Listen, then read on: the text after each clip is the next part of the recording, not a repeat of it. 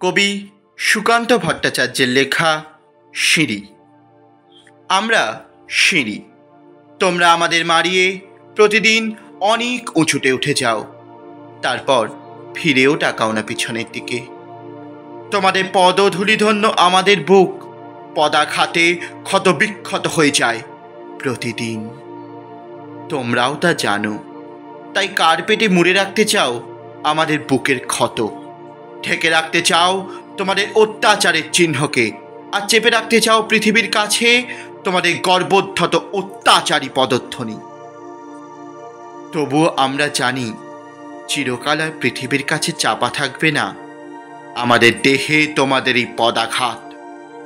আর সম্রাট হুমায়ুনের মতো একদিন তোমাদেরও হতে পারে পদস্খলন।